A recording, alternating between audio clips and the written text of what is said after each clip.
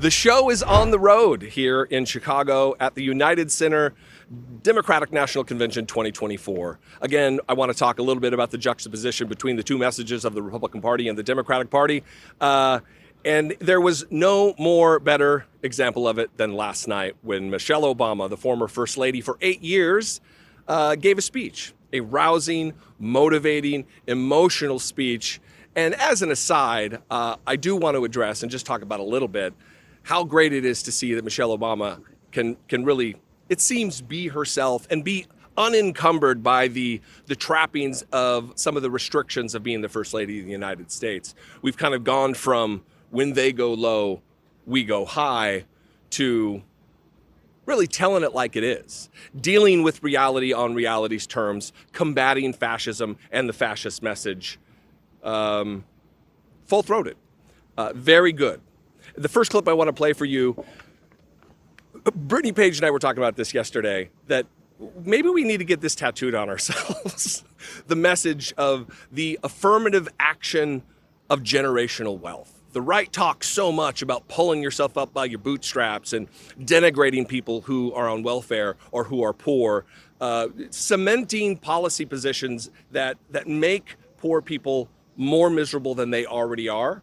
And that is just, it stands in stark contrast to the message of the Democrats. And this first thing from Michelle Obama is one that if you haven't seen, you absolutely need to put it on a loop and share it with your friends. She understands that most of us will never be afforded the grace of failing forward. We will never benefit from the affirmative action of generational wealth.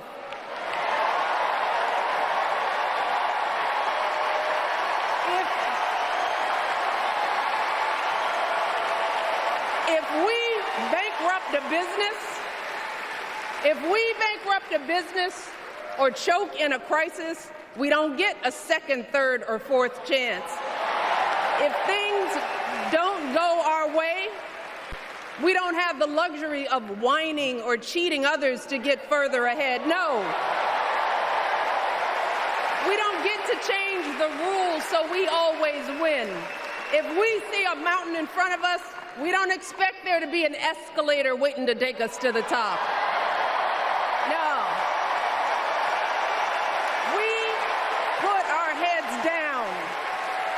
We get to work.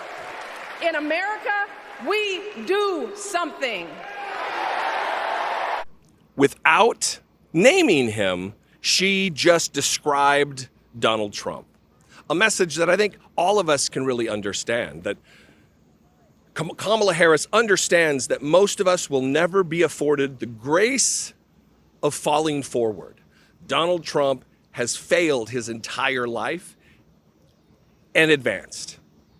No one, unless you have what came next, the benefit of the affirmative action of generational wealth, none of us know that.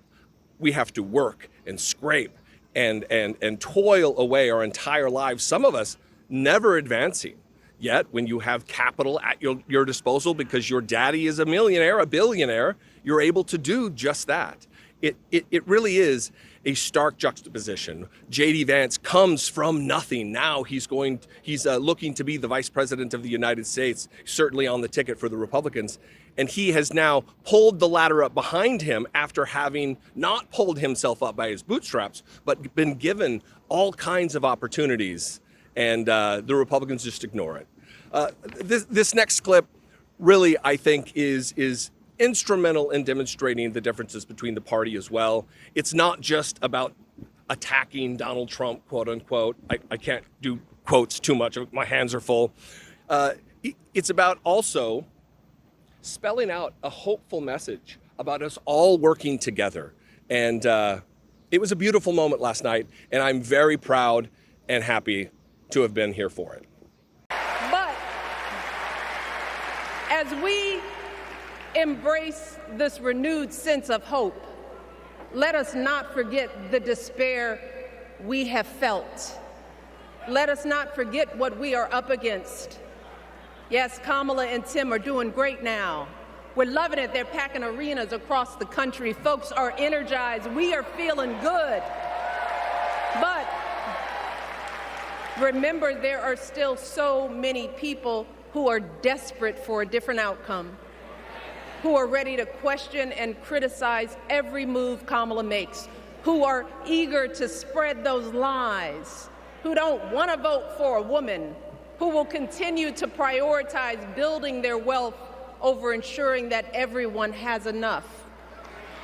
So no matter how good we feel tonight or tomorrow or the next day, this is going to be an uphill battle. So folks, we cannot be our own worst enemies. No. See, because the minute something goes wrong, the minute a lie takes hold, folks, we cannot start wringing our hands.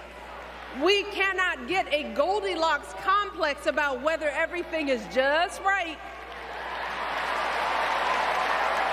And we cannot indulge our anxieties about whether this country will elect someone like Kamala instead of doing everything we can to get someone like Kamala elected.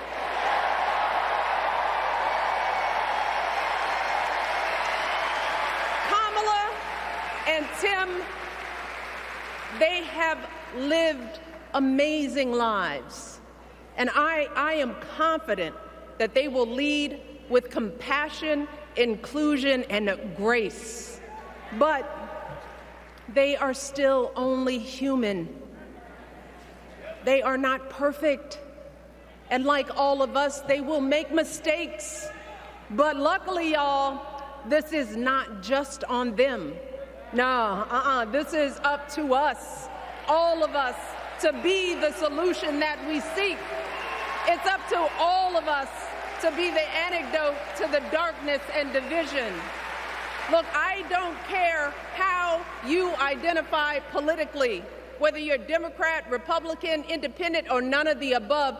This is our time to stand up for what we know in our hearts is right.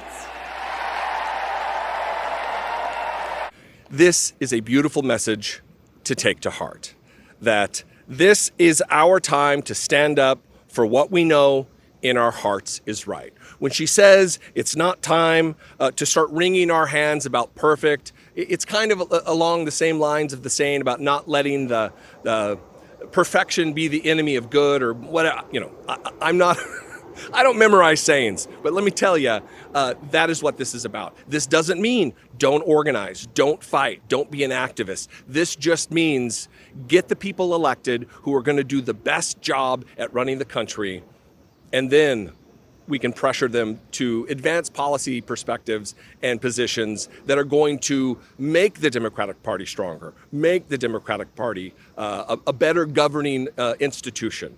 And I think that there was no better messenger than Michelle Obama last night. I would love to know what you think. Did you watch this?